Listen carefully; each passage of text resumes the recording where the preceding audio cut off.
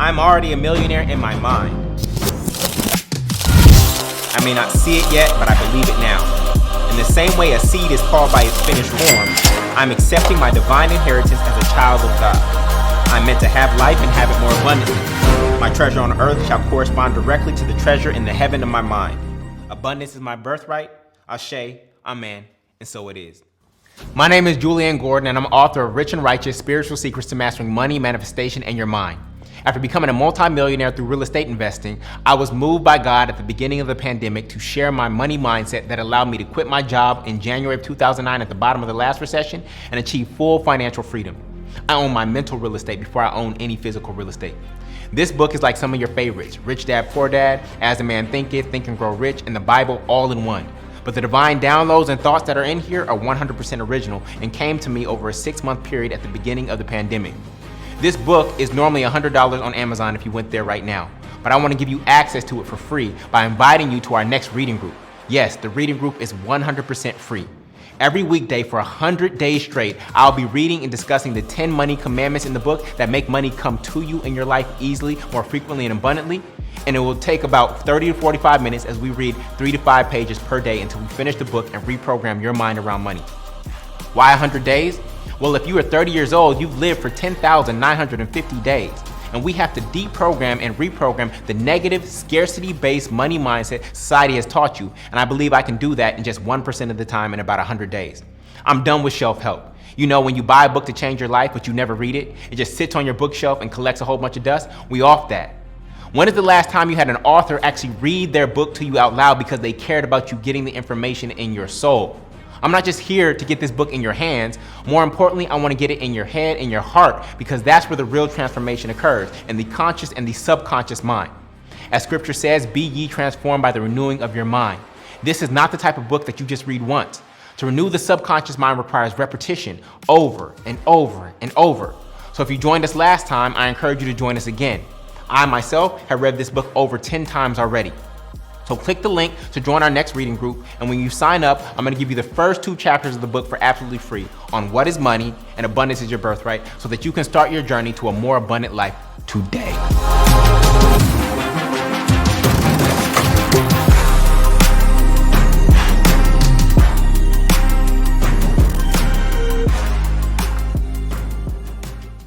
Welcome to another day of Read Rich and Righteous. We're reading Rich and Righteous: Spiritual Secrets to Mastering Money, Manifestation, and Your Mind. And we are continuing our journey in money commandment number 8, which is how the rich and righteous manifest money. Yesterday, we began the section on the role of man in manifestation, and we began the PWWP framework, which is plant, water, weed, and prune. And we got through the planting stage, recognizing that seeds, right? Seeds in the Bible represent thought. And we want to tap into the highest and richest thought, which are thoughts that come from the subconscious or the superconscious mind, which is the God mind. And those seeds get planted into the soil of our subconscious mind, but the conscious mind gets to choose what is actually going to get planted. And so now that we've chosen the thought, which is the first thing is planting, now we want to get into watering, weeding, and pruning those thoughts so that they can bear the most fruit. All right. I see people typing in their consistency score. We are now on day 58, and I see some people with 58s. That's absolutely amazing. That just shows their consistency over the course of this time.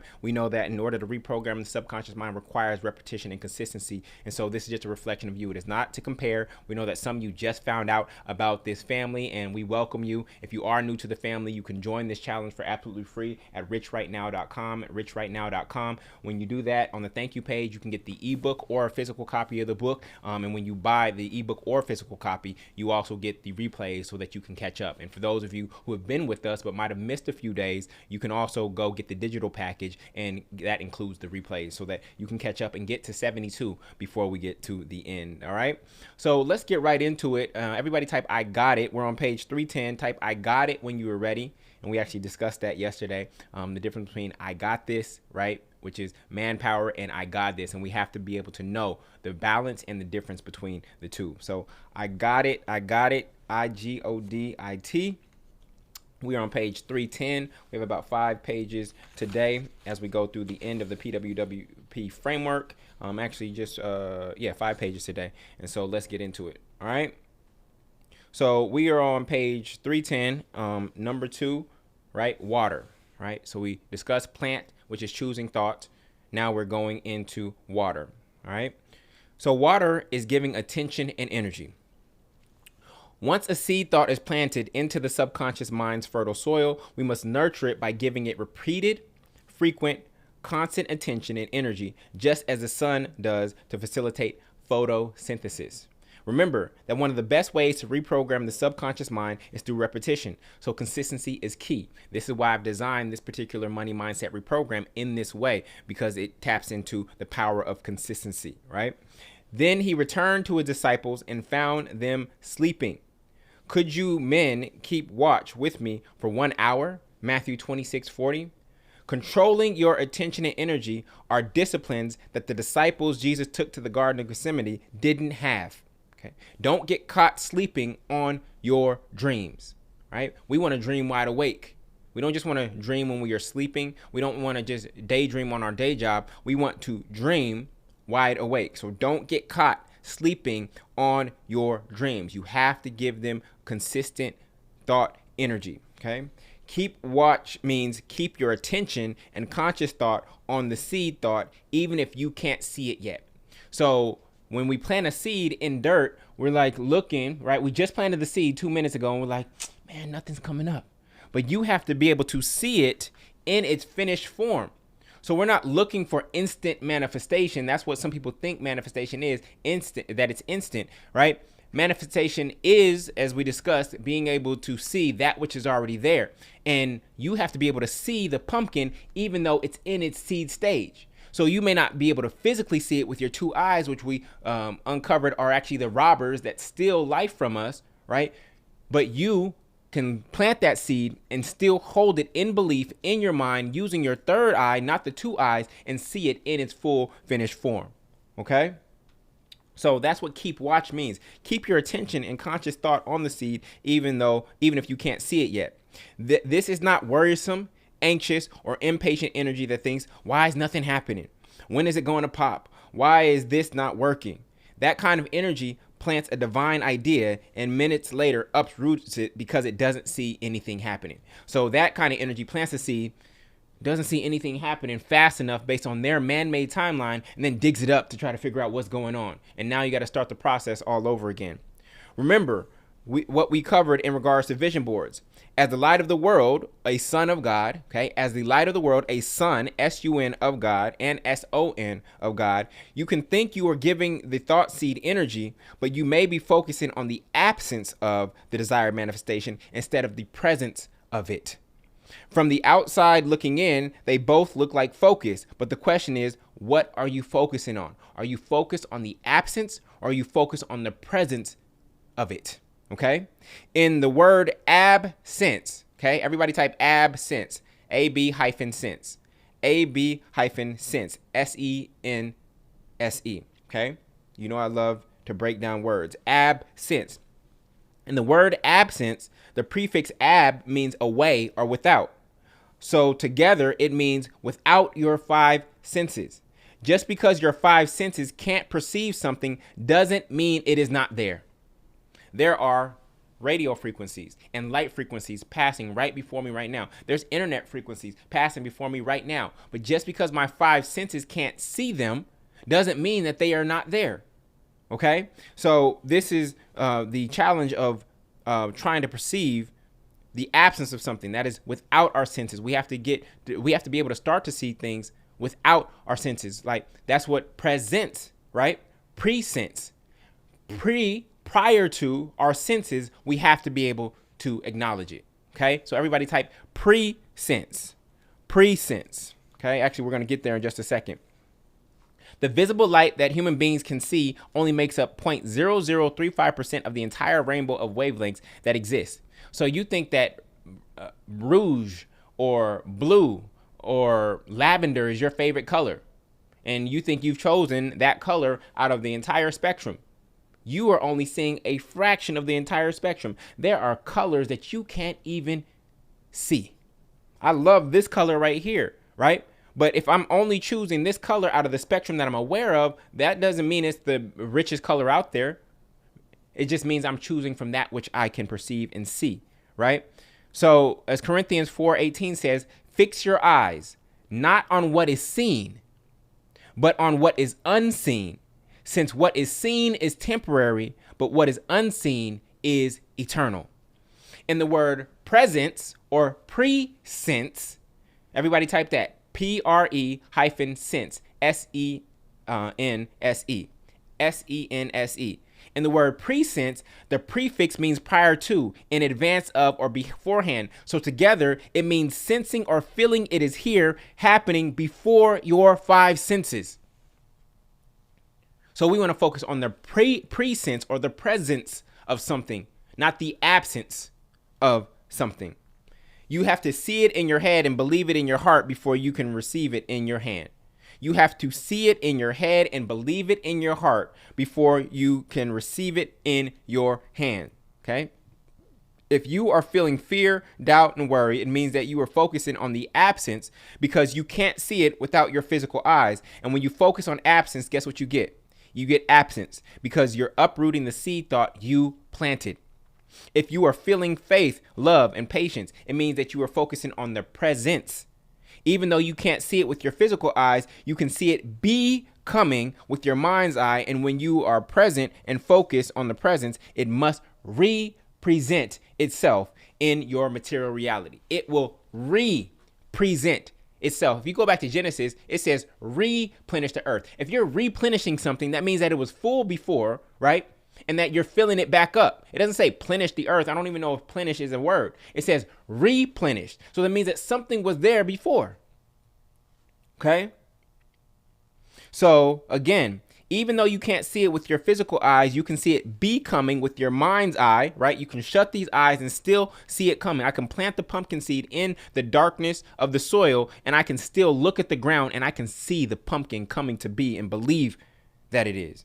And know that it is, not just believe it, but know that it is. And when you are present and focused on the present, it must represent itself, right? It's representing because you already saw it in your mind. Now it's just representing itself back unto you in your material reality. First, it matters in the heaven of your mind, and then it materializes in your experience on earth. First, it matters, right? Means that you really care about it. That's what it means to matter. It means that you really care about it. First, it matters in the heaven of your mind, and then it materializes, it becomes physical in your experience on earth. This is the process of bringing heaven on earth. We are keeping watch in our mind's eye, not with our two eyes. And throughout the Bible, you'll see tower, and especially in the New Testament or the Gospels, you'll see metaphors and allegories about the towers. But you'll never hear about a person in the watchtower, because what's in the watchtower is not a person. It's actually your mind's eye watching over, right? Truly being a gardener of that which you were meant to cultivate, right? You may have a family that you're meant to cultivate. You may have a business team of colleagues that you're meant to cultivate. Right? You may have a business that you're meant to cultivate. You may have a nonprofit that you're meant to cultivate. That is what you are supposed to be in the watchtower over, but you're not using your five senses. In order to be a visionary, you have to be able to see blind. In order to be a visionary, you have to be able to see blind, right? You can see things that people who are on the ground, they can't see those things. That is your responsibility as the gardener and the leader. So we're keeping watch in our mind's eye, not with our two eyes. This is a believing energy that has 100% faith in God and the universal laws God established for all of creation. We can imagine the unfoldment in our mind as if it's already real. We know that soon enough, there will be 100% alignment on earth, our material experience, as it is in heaven, our mental experience. We don't measure manifestation based on worldly time. We trust in divine timing and stay ready. Everybody type stay ready. If you stay ready, you ain't got to get ready. The last thing you want is for God to be ready to use you, but then you not ready to be used. The last thing you want is for God to be ready to use you, but you not be ready to be used. Okay, so we got to stay ready, right? God ready to use you, but you not ready to be used. That is the last thing we want. The work is, what does it say? The harvest is plentiful, but the laborers are few. The harvest is plentiful. There is more than enough. There is an abundance, but the laborers are few. They weren't ready to put in the work. Okay. A Chinese bamboo tree takes 5 years to grow. It has to be watered and fertilized in the ground where it has been planted every day. It doesn't break through the ground for 5 years. Right. After 5 years, once it breaks through the ground, it can grow up to 90 feet tall in 5 weeks. This is faith matched with works and prayer coupled with action. The longer you believe, the deeper the roots. And the deeper the roots, the better the fruits when what you are seeking manifests on earth in your conscious experience. We wait with a certain anticipation, not an uncertain anxiousness, right? So for those of you who have had a $1 million idea or something that you wanted to manifest, are you committed to believing in it for 5 years without anything happening? Could you believe in it for 5 years without seeing any fruit? Do you believe in it that much? Because the longer you believe in the unseen, the deeper the roots come, and then when it finally breaks ground, the better the fruits. So we wait with a certain anticipation, not with an uncertain anxiousness. All right. So that is the watering. Okay. It's not watering with liquid. It is watering with our attention, our consistent attention and thought energy. Okay. Now we're moving on to 3, which is weeding. So we're doing the PWWP framework, which you can see the visual here. Okay. Now we're moving on to weeding. Okay. Plant, water, and now we weed. What do we have to weed? Well, we have to keep negative thoughts away. Okay. We know that the seed is good and we know that it's now planted in good soil, but we have to keep negative thoughts away, and they come. They just naturally come. It's just part of the experience. Okay. The next step of manifestation is weeding. Matthew 24:42-43 says, watch therefore, again, watch towers. You keep seeing this. This watch is about your attention, but not with your 2 eyes, but with your third eye, your first eye, your mind's eye. Watch therefore, for ye know not what hour your Lord doth come, but know this, that if the good man of the house had known in what watch the thief would come, he would have watched and would not have suffered his house to be broken up. And we know in the Bible, when it's referring to house, what is that referring to? A house divided against itself cannot stand. It's not talking about a physical house. Okay. It's not talking about your marriage. It's talking about your mind, your temple. So when a house divided against itself cannot stand, that's when the subconscious and conscious thought are not aligned. That's where you say consciously, I want to be rich, but subconsciously you hate rich people. Those are 2 incongruent thoughts. That's a house divided against itself. Right. So I hope that you're starting to make these connections for yourself, and it's changing the way that you read the text. OK. The guard inner must keep the negative thoughts of fear, doubt, worry, and scarcity out of the garden, or else they will take the thought energy the original seed thought needs to grow to its full potential. It takes time for a thought to take root, depending on how fertile and receptive the soil of the subconscious mind is. The depth of its roots in the heaven of the subconscious mind will determine the height it can grow on earth.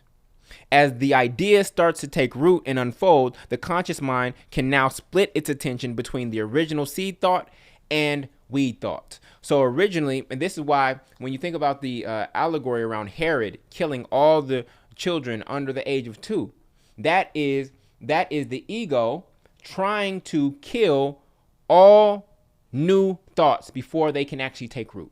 All newborn thoughts and ideas, trying to kill the Christ consciousness. The ego, Herod, was trying to kill the Christ consciousness before it could take root, before it could develop, before it could stand on its own, before it could defend itself. Are you understanding? Sometimes we look like plants, and we can try to harvest what has come up too fast. Other times we can mistake weeds that sprout up before the seed we planted does as failure.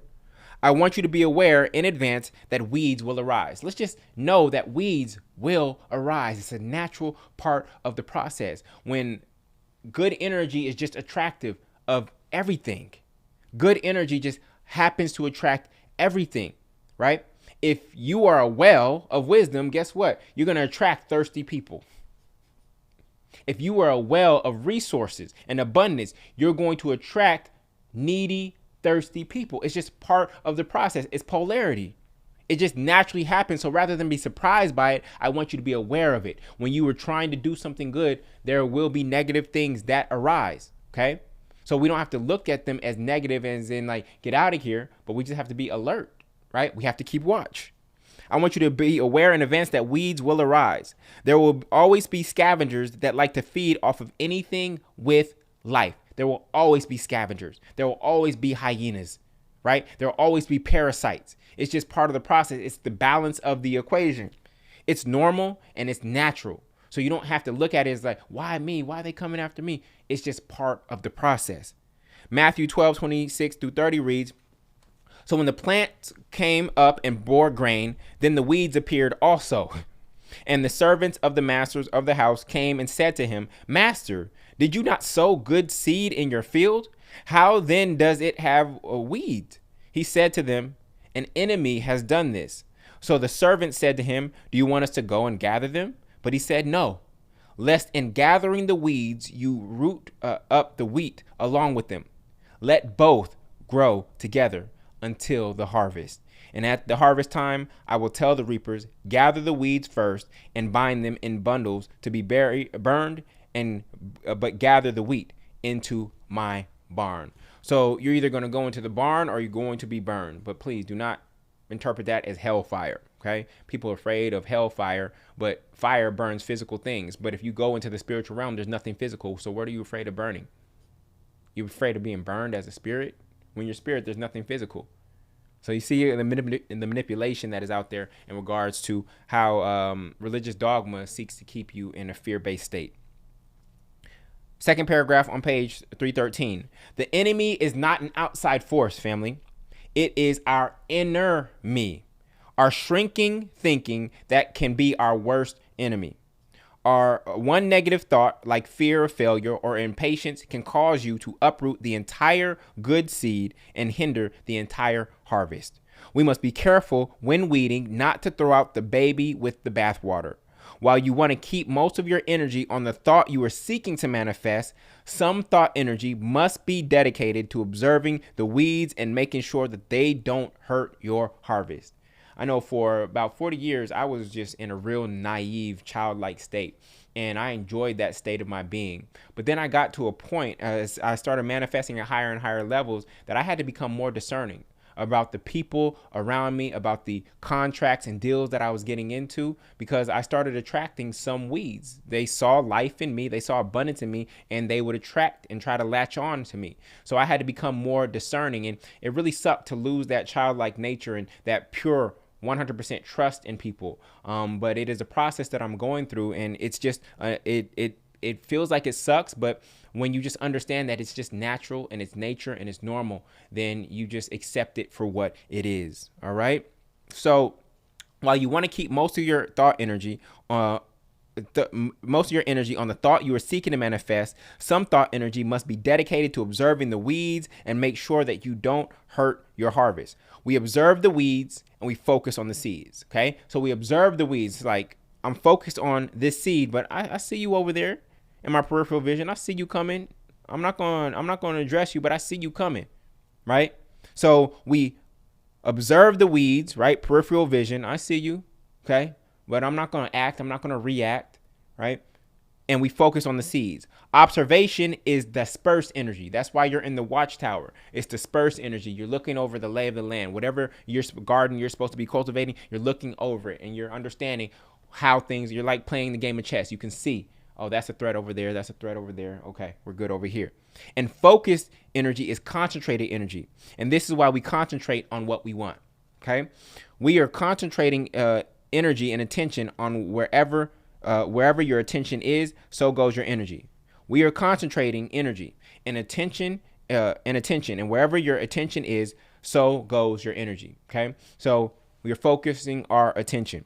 All right, so that's number 3, keeping the negative thoughts away, observing them, right, but not getting so caught up in trying to chase and cut out all the weeds right away that you stop focusing on that which you are actually creating. All right. It's a game of energy management. Then finally, number 4, prune. We're not pruning to shrink. We're pruning to cut for growth. We're cutting for growth. Okay. Finally, you must prune. At first, pruning looks like you are going backwards, but cutting actually accelerates growth. When you prune dead branches or leaves, the energy that was going to those parts of the seed thought can now be channeled towards the ones that are growing with the most ease and will likely bear the most fruit. This is not cosmetic pruning to make everything look nice and symmetrical for outside observers. This is pruning according to where the energy is flowing most naturally. So if you ever see a bonsai tree, if you remember Karate Kid, bonsai trees, they don't grow up symmetrically. Bonsai trees oftentimes grow like this, and you have to prune according to how the energy is naturally flowing amongst the branches. But pruning requires prudence, because it's not just dead branches that a good gardener cuts. Listen to me. Pruning requires prudence, because it is not just dead branches that a good gardener cuts. John 15:2 says, every branch in me that does not bear fruit, he takes away. And every branch that does bear fruit, he prunes, that it may bear more fruit. What? I'm supposed to cut branches that are bearing fruit? Yes. Listen, even some branches of your idea, your business, or your life that are bearing fruit have to be cut so that they can reap more. The dead branches are obvious, but the ones bearing some fruit are the hardest ones to discern. As I've grown the multifamily movement, there have been branches that I've had to prune in order for them to grow more. I had to cut back here. I had to snip this right here. And by snipping it, it actually accelerated the growth of that branch. And then there are other branches of the business that I've actually had to cut off entirely to channel that energy towards the biggest branch, the branch that ultimately may become the trunk, right? And so this is the discernment that we must have as the gardeners. Whereas weeding is internal, okay? Weeding is internal, it's around the thoughts. Pruning is more external. In a business, this may look like firing a good employee.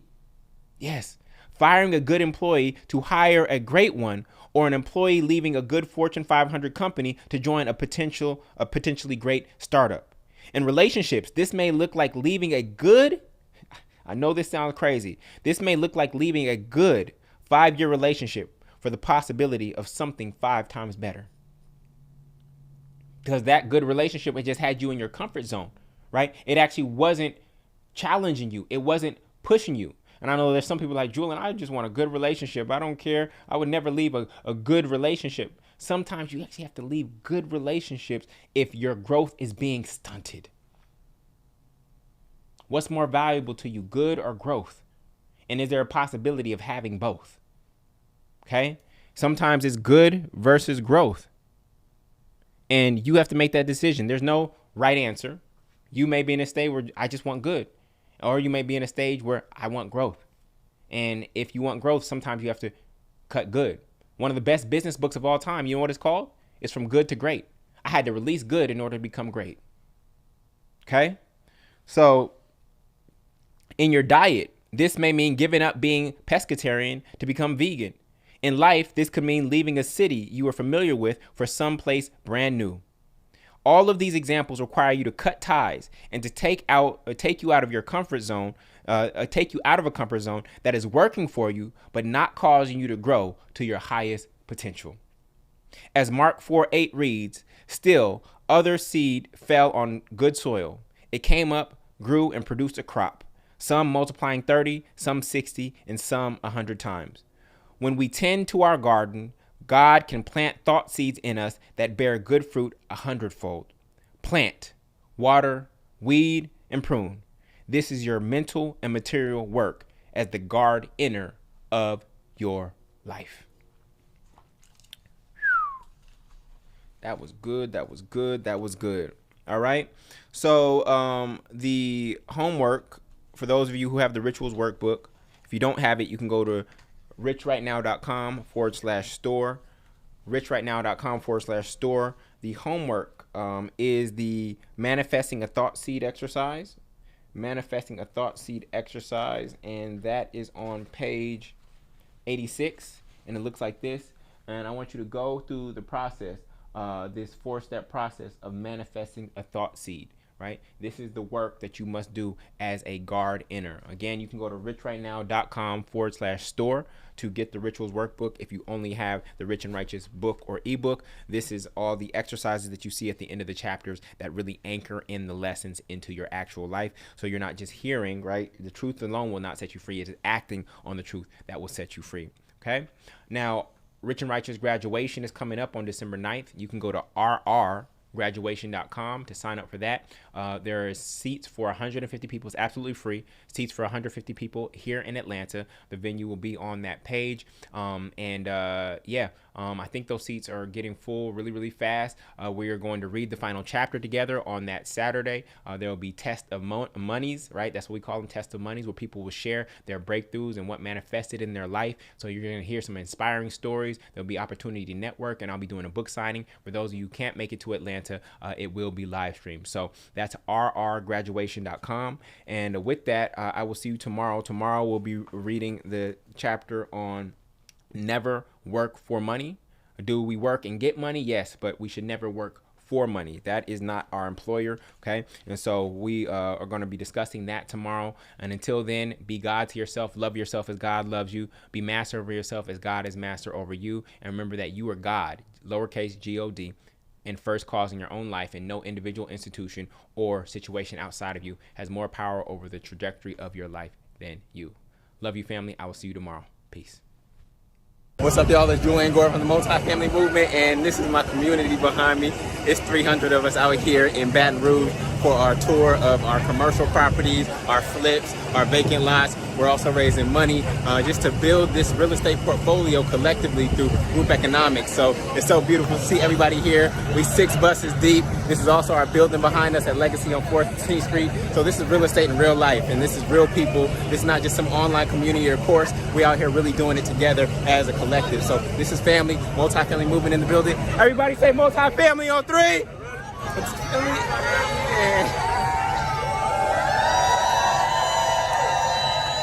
The whole crew, y'all. So when you want to learn how to get in the game,